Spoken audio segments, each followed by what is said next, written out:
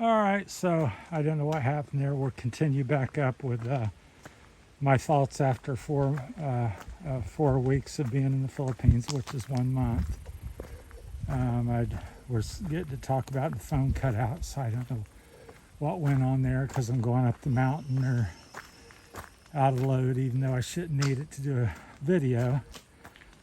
But yeah, I could reiterate a couple things on this. I was talking about this is the 4 week update. So I've been here since last month. Got here about the same day last month. Landed in Manila. And yeah, the people are friendly. The scenery's beautiful, at least out in the province where I'm at. Endless countryside and hills, and if you have the fitness and desire to want to walk or have a motorbike or something to get out and see these areas, just very beautiful and peaceful. People are friendly when you get into a little more populated areas. Some of the small province towns. Stop and show you another picture of some of the beauty here. There's a little opening in the trees. I don't know what I can see, but anyhow, just beautiful. It's about a 1,000-foot drop there into the valley. Off to my left, big hill mountains across the road there, and some power lines. And off to the left, which I don't think we can see anymore, is the ocean, but it sets down in there. So very close to the ocean, about a half mile away. So, but where I was at in the other videos, some of the expenses. So, and I've really not been too budget oriented. My goal the first little bit was to $1,000 American, which I'm not sure in peso what that is. I would have to sit down and think about it. I think it's what's $1,000 in peso? Huh? 54,000 pesos. Well, Rosie says 54,000 roughly. So pesos. So that was my goal per month, is to try to keep it around there, preferably under, because I'm on a limited income or a fixed income.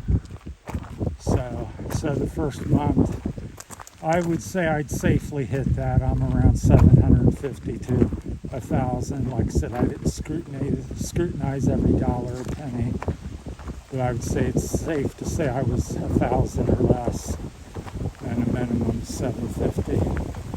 We reached the top, nice breeze. Somebody's little gated off face here. So maybe zoom back out here so we can see more of the scenery.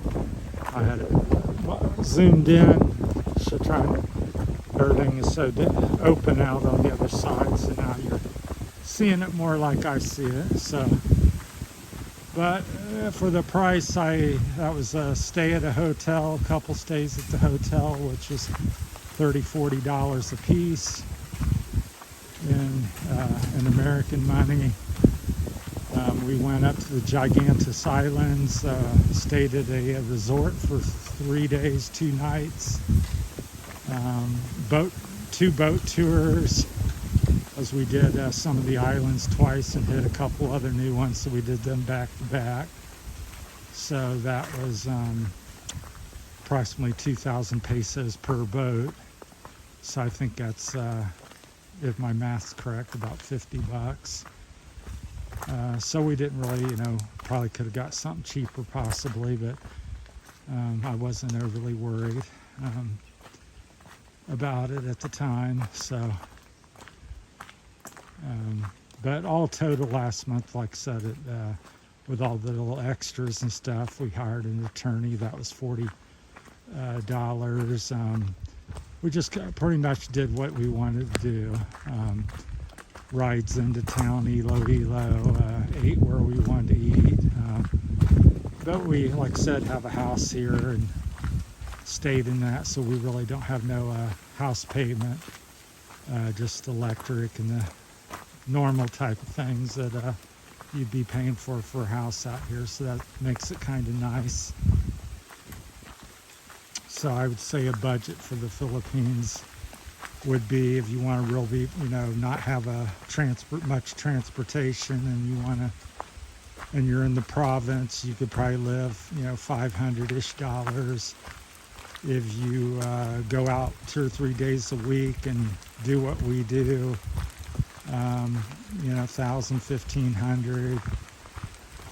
I would say you can live pretty good and have your own car or motorbike for somewhere around 1,500 to 2,000 would be approximate what would be needed. And these prices and things could be varied, just like with us. We don't have a house payment, so that frees up 200, 300, 400 a month, or some number like that. So we can either save the money or put that towards other things we want to do. But that's kind of where my thoughts on that. It's really difficult to say this is what it's absolutely going to cost, because everybody has different taste in what they want to eat, how often they want to do stuff. I'm pretty happy when I'm not going out and about, which is not that often. Like today, we're walking. We bought a couple bottles of water or something, and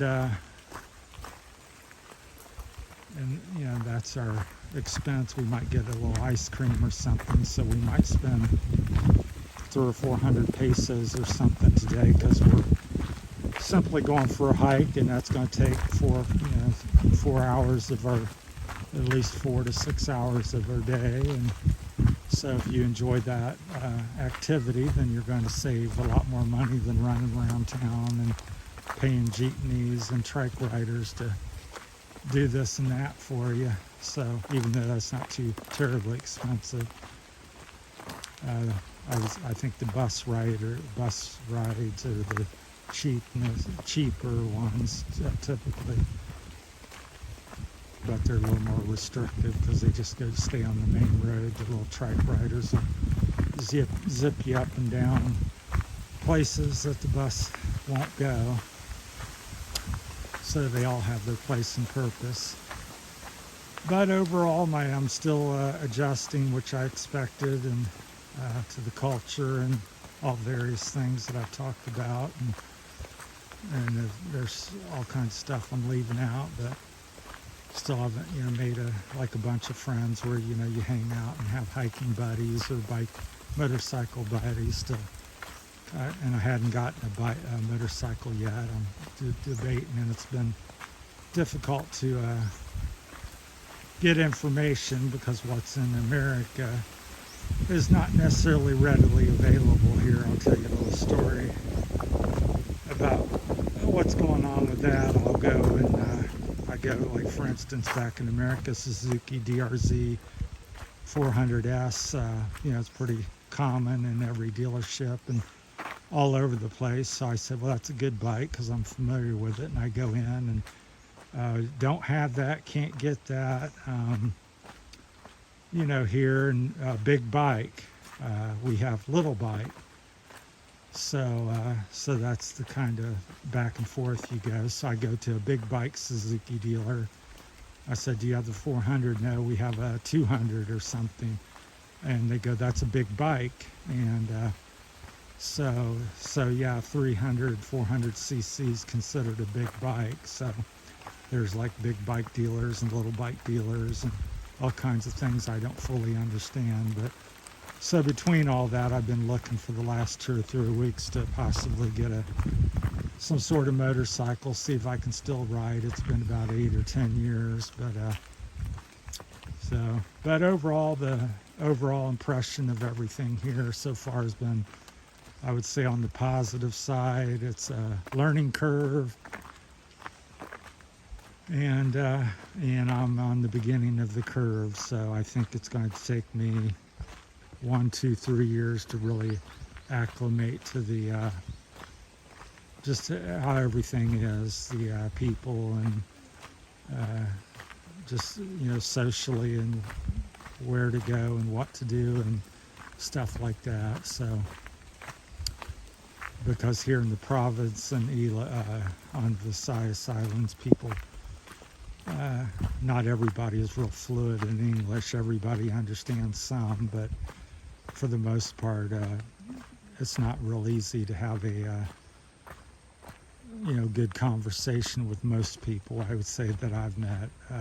If you meet 5, maybe 1 or 2 can carry a good conversation with you. Otherwise, they just know some basic words, as I do in their language. I know Kamusta Ka and certain words, and that's about all I can get across. So, with that, I just thought I'd make a little update on my 1 month in the Philippines now. So, like I said, overall it's been positive, I would say, and still learning, and expect to be doing that for 1 to 2, 3 years before I get more interacted with the people in the place here. So anyhow, thanks everybody for watching, and stay tuned. There's going to be a lot of different context. If you have any questions about anything, I'll try my best to answer them. And that's about it. So 4-week review.